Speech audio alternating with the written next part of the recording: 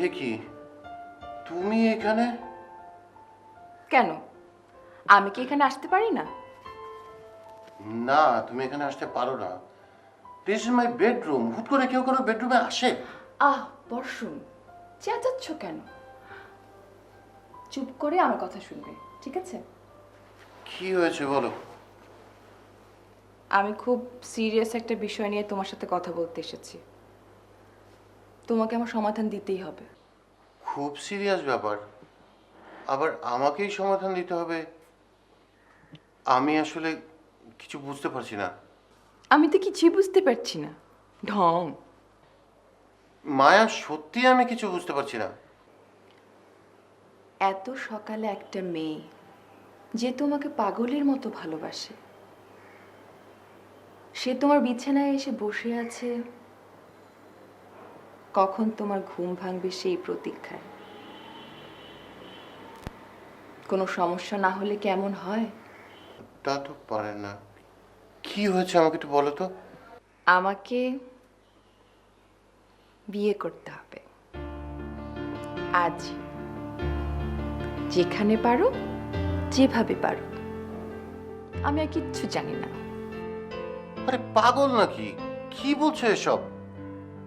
মায়া, তুমি কি আবার বাসায় রাগারাগি করে এসছো?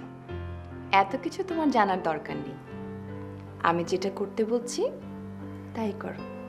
কি করব? বিয়ে করবে। কাকে বিয়ে করবে সেটাও বলে দিতে হবে এখন? না না, তা বলে দিতে হবে না। তাহলে চটপট রেডি হয়ে নাও। সবচেয়ে ভালো কাজী অফিসে গিয়ে বিয়ে করব, ঠিক আছে? চটপট ফ্রেশ হও। মায়া, আর একটু ভাবলে হয় না? এ নিয়ে কতবার তুমি আমাকে বিয়ে করতে চাইলে, ওই শেষমেশ ওই কাজী অফিসে গিয়ে প্ল্যানটা বদলাও তুমি।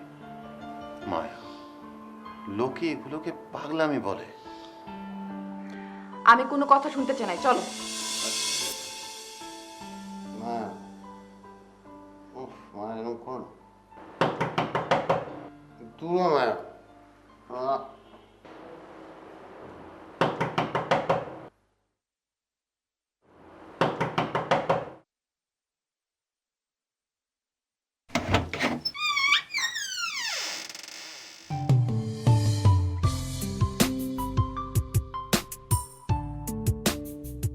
কি ব্যাপার, এতক্ষণ ধরে দরজা ধাক্কাচ্ছি, খুলছো না কেন? এত বেলা পর্যন্ত কেউ ঘুমায়? বাড়িতে কেউ নেই?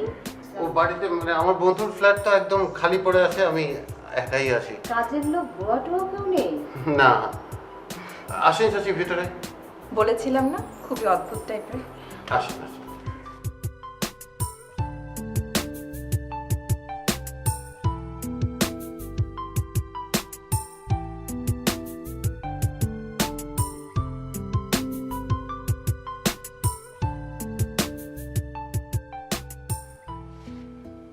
মায়া, কি অবস্থা দেখেছো?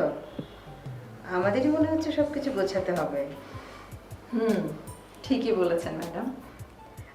বর্ষণ, জি যাও ফ্রেশ হয়ে নাও। জি। আচ্ছা বাবা, এখানে কি নাস্তার ব্যবস্থা আছে? চাচি, মানুষ নেই তো কি হয়েছে, রান্নাঘরে সব কিছুর ব্যবস্থা আছে। ঠিক আছে, আমি নাস্তার ব্যবস্থা করছি।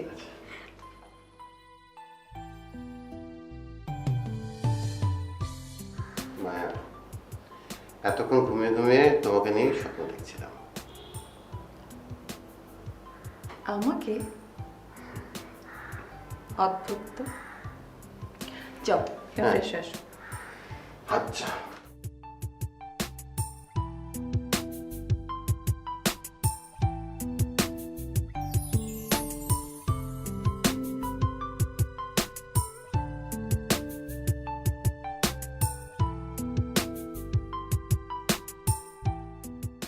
মানে ওই টুনি, আমার মেয়ে টুনি, ওর সঙ্গে ওর একটা ভালোবাসার সম্পর্ক ছিল আর কি। ভালোবাসার সম্পর্ক ছিল, তার মানে এখন আর নেই। আপনার ধারণা ভুল জহির সাহেব। ভালোবাসার সম্পর্ক কখনো ছিল, আছে, থাকবে, কথা দিয়ে এইসব নির্ণয় করা যায় না। আপনার মেয়ে টুনিকে বর্ষণের কাছ থেকে দূরে রাখার জন্যই তো আমার বাড়িতে রেখেছেন টুনিকে, তাই না? আপনি কি আপনার মেয়ের মনের অস্বাভাবিক মানসিক চাপ বাবা হয়ে কখনো তা বোঝার চেষ্টা করেছেন? আপনার ইচ্ছাকে প্রাধান্য দেওয়ার জন্য আপনার এত অহংকার, এত দাম্ভিকতা, কারোর কোনো মতামতের দাম নেই। এটা ঠিক নয় জহির। আমার জীবনটা দেখছেন না জহির? শুধু নিজের ইচ্ছা, আকাঙ্ক্ষা, স্বপ্ন পূরণ করার জন্যে আমি একসময় একরোখা হয়ে গিয়েছিলাম, আর এখন এই শেষ বয়সে এসে আমি কি করুণ পরিণতির মুখোমুখি হয়েছি, দেখছেন না? না মানে মোহন সাহেব, হয়েছে কি, আমি আপনাকে আসলে প্লিজ জহির, আপনার সঙ্গে বর্ষণকে নিয়ে আমি আর কোনো কথা বলতে চাচ্ছি না। বর্ষণের মা কেয়া আমার স্ত্রী রাবিয়ার কত প্রিয়জন। প্লিজ জহির, আপনার সঙ্গে বর্ষণকে নিয়ে আমি আর কোনো কথা বলতে চাচ্ছি না।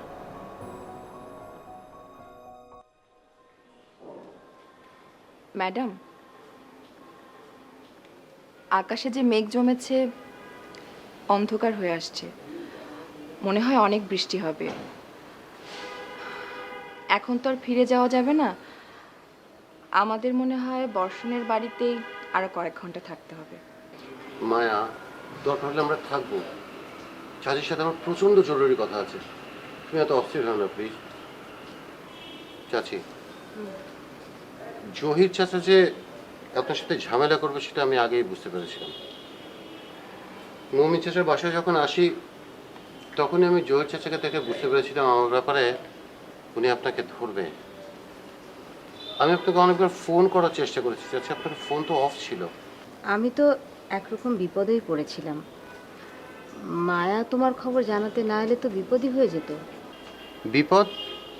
কেমন বিপদ চাচি? আমি কেন তোমার সাথে আবার কথা বলেছি, আমি কেন টুনির ঢাকার ঠিকানা মানে মোমেন সাহেবের বাসার ঠিকানা দিয়েছি, এ নিয়ে তোমার চাচা আমার সাথে যাতা ব্যবহার করেছে। কি বলেছে জানো? আমাকেই নাকি টুনির সাথে দেখা করতে দেবে না। আমি টুনির মা। আমার ফোনটাও মাটিতে ফেলে দিয়েছে, ফোনটা ভেঙে ফেলেছে। বলো তো কেমন লাগে? উনি কি করে জানলো যে আমি আপনার সাথে দেখা করেছি?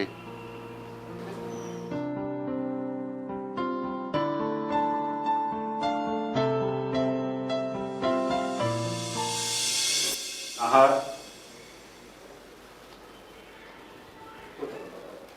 ও, তুমি কখন এলে? মেইন দরজা বুঝি খোলা ছিল? বর্ষণ কি করে মোহন সাহেবের বাসার ঠিকানাটা পেল আর টুনির সঙ্গে দেখা করলো? সেটা আমি কি করে বলবো? আমি জানি না তো এসব। মিথ্যা কথা বলো না নাহার। আমি বেশ বুঝতে পেরেছি বর্ষণ তোমার কাছে এসেছিল আর তুমি মোহন সাহেবের বাসার ঠিকানাটা ওকে দিয়েছো। কি চুপ করে আছো যে? বলো, আমি সত্যি কথা বলছি না? কি হলো, চুপ করে আছো কেন? বলো। হ্যাঁ, আমি সব বলেছি। এত বড় একটি ঘটনা তুমি আমার কাছে লুকিয়ে গেলে? আমি বিশ্বাস করতে পারছি না নাহার। তুমি আমার স্ত্রী হয়ে আমার সঙ্গে এত বড় বিশ্বাসঘাতকতা করলে? কি করে পারলে? কি করে পারলে তুমি বলো তো? আমি টুনির ভালো চাই, আমি টুনির মা। বাহ, টুনির ভালোর জন্য না? তুমি একদম চুপ, আর এই বিষয়ে একটি কথাও বলবে না। আমি টুনির বাবা। আমি টুনির ভালোর জন্য তোমার সঙ্গে সংসারটাও ভেঙে যেতে পারি, কারণ তুমি যা করছো সেটা অন্যায়, প্রতারণা। কি যাতা বলছো এসব? সবকিছু না শুনে শুধু শুধু তুমি।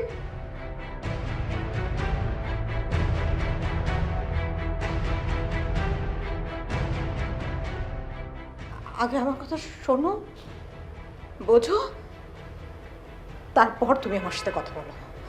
আমি তোমার আর একটি কথাও শুনবো না, কারণ তুমি বিশ্বাস ভঙ্গ করেছো। তোমাকে আমি আর বিশ্বাস করি না। দেখি তোমার ফোনটা, এটাই ফোন না? এই ফোন দিয়ে সবসময় বর্ষণের সঙ্গে কথা বলো না কেন? কেন এসব করো? কেন করো সব?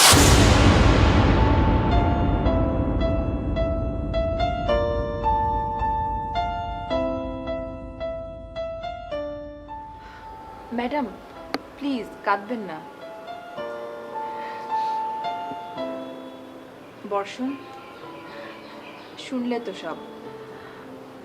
তুমি যখন আমাকে ফোন করে জানালে নাহার ম্যাডামের খোঁজ নিতে,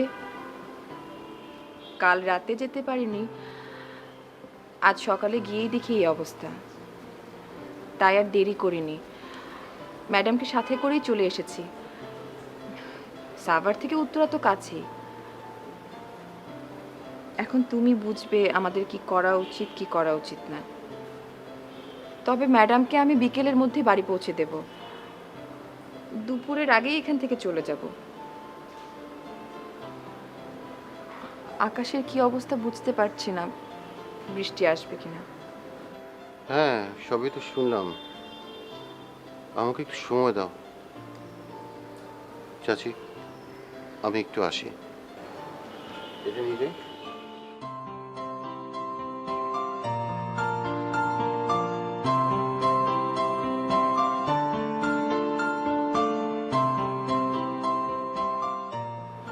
ম্যাডাম প্লিজ, প্লিজ ম্যাডাম কাঁদবেন না। বর্ষণ নিশ্চয়ই কোনো না কোনো একটা উপায় বের করবেই।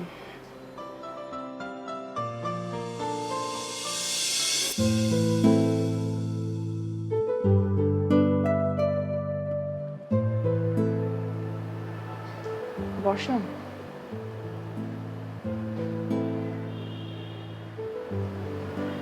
আই এম সরি বর্ষণ। আমার জন্য এত বাজে ঘটনাগুলো ঘটে যাবে আমি বুঝতে পারিনি। I am really sorry. অনেক দেরি করে বুঝলে মায়া।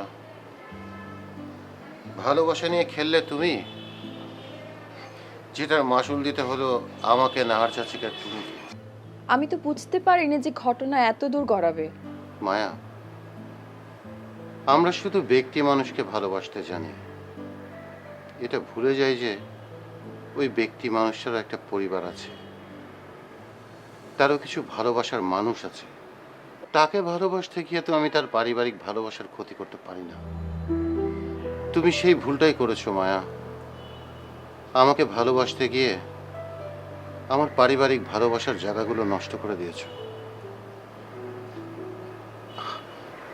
আমার অনেক ক্ষতি করেছো তুমি। ঠিক আছে, আমি এখন প্রস্তুত। তুমি আমাকে যে শাস্তি দিবে আমি তাই মাথা পেতে নেব। তুমি যা বলবে আমি তাই করব, যতক্ষণ না পর্যন্ত তোমার ক্ষতিপূরণ হবে। আমি তোমার পাশে থাকবো, তোমার উপকারের জন্যই বর্ষণ। তারপরও তুমি নাহার ম্যাডামের এই উপকারটুকু করো, যেভাবেই হোক ওনাকে এই বিপদ থেকে রক্ষা করো প্লিজ বর্ষণ। Let me try. অনেক দেরি হয়ে গেছে। যত দেরি হোক তুমি একটু চেষ্টা করো প্লিজ। বললাম তো আমি তোমার পাশে থাকবো।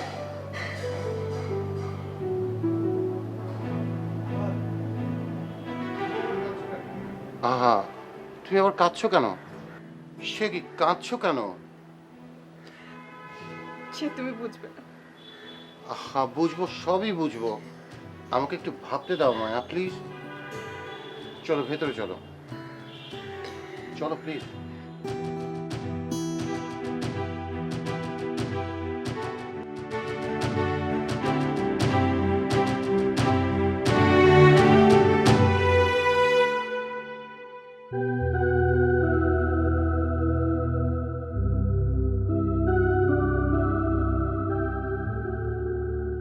চাচি, আপনি এত আপসেট হবেন না। দেখি আমি আগে মমিন সাহেবের বাসায় যাই, তখন বুঝবো কি করতে হবে। তবে একটা ব্যাপারে আমি একদম নিশ্চিত, জহির চাচা আপনাকে না পেয়ে নিশ্চয়ই মমিন চাচার বাসায় যাবে।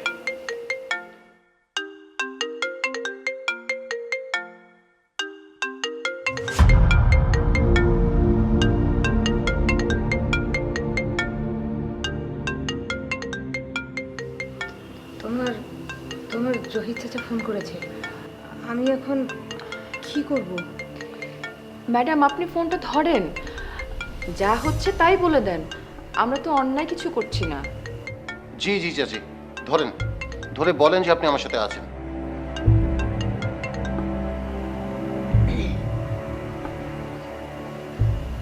হ্যালো, তুমি কোথায়? আমি একটু বাইরে আছি। কেন? তুমি কি মায়ার সাথে বেরিয়েছো? হ্যাঁ, কেন? বিশেষ একটা দরকারে আমি মায়ের সাথে ঢাকায় এসেছি। ও, তাহলে তুমি এখন ঢাকায়, এলাকাতে নেই। না, এখন তুমি কোথায়? চুপ করে যে বলো কোথায়? বর্ষণের সাথে দেখা করতে এসেছি। আমি জানি তুমি এই কথাটা শোনা মাত্রই ভীষণ রেগে যাবে, কিন্তু আমি নিরুপায় হয়েই এসেছি। আমার মেয়ের জন্যই এসেছি। একদম ঠিক হচ্ছে না নাহার। আমি তোমাকে আগেও বহুবার বলেছি, টুনি শুধু তোমার একার মেয়ে নয়, আমার মেয়ে। টুনির ভালো মন্দ নিয়ে যদি কারোর সঙ্গে আলাপ করতে হয়, সেটা তুমি আমার সঙ্গে করবে। ওই ওই বাজে ছেলেটার সঙ্গে কেন? তুমি কি ভুলে গেছো? তুমি কি ভুলে গেছো যে এই বর্ষণ আমার মেয়েটাকে কত কষ্ট দিয়েছে? শোনো জহির, বর্ষণ একদম বাজে ছেলে নয়। তুমি যা বলছো আর যা ভাবছো সব তোমার ভুল ধারণা। আর বর্ষণ আমার মেয়েকে কোনো কষ্ট দেয়নি। নাহার, তুমি বর্ষণের চালাকিটা বুঝতে পারছো না। ও মায়ার জীবনটা নষ্ট করেছে, এখন চাইছে আমার মেয়েটার জীবনটাকে নষ্ট করতে। নাহার, নাহার প্লিজ তুমি একবার বোঝার চেষ্টা করো। এই বর্ষণ ছেলেটার হাত থেকে আমার মেয়েটাকে বাঁচানোর জন্য ওকে আমি ঢাকায় রেখেছি, পড়াশোনা করানোর চেষ্টা করছি। আচ্ছা আচ্ছা, তোমরা সবাই মিলে যদি আমাকে ভুল বোঝো, তাহলে তাহলে আমি কোথায় যাবো বলো তো? দেখো, আমি তোমার সাথে এখন এই বিষয় নিয়ে কথা বলতে পারবো না। আমি আগে বাসায় ফিরি, তারপর তোমাকে সব কিছু বুঝিয়ে বলবো। ঠিক আছে, তুমি ফিরে আসো, তারপর তোমার সঙ্গে আমার কথা হবে।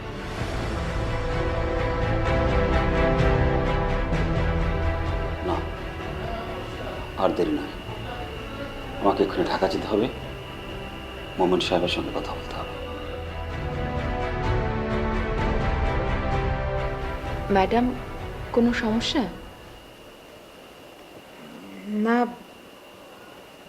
আমি ভেবেছিলাম যতটা রেগে যাবে ততটা রেগে যায়নি। সত্যের জয় হবেই চাচি। আমার এক্ষুনি মোমিন সাহেবের বাসায় যাওয়া দরকার।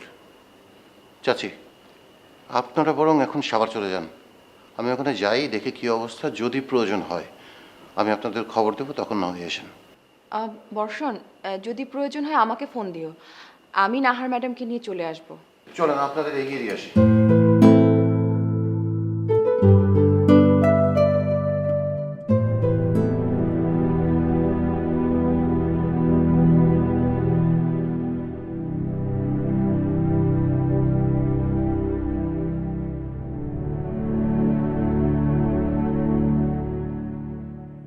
অনন্ত আমার কত দুরন্ত ছেলে ছিল।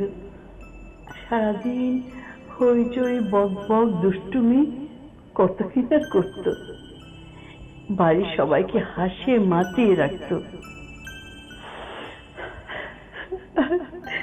আর ছেলেটা আমার সারাদিন শুধু চুপচাপ শুয়ে থাকে, কারোর সাথে কথাও বলে না। দিনের পর দিন কেমন যেন মলিন হয়ে যাচ্ছে আমার অনন্ত।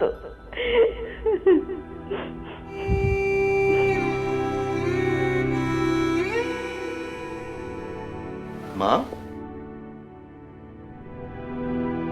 দরজায় দাঁড়িয়ে দাঁড়িয়ে কাঁদছো কেন? কি হয়েছে? না রে বাবা, কিচ্ছু হয়নি। এবেলা ওষুধটা খেয়েছিস তো? খেয়েছি তো। কিছু লাগবে না তোর? না মা, এদিকে আসো, বসো তো, বসো।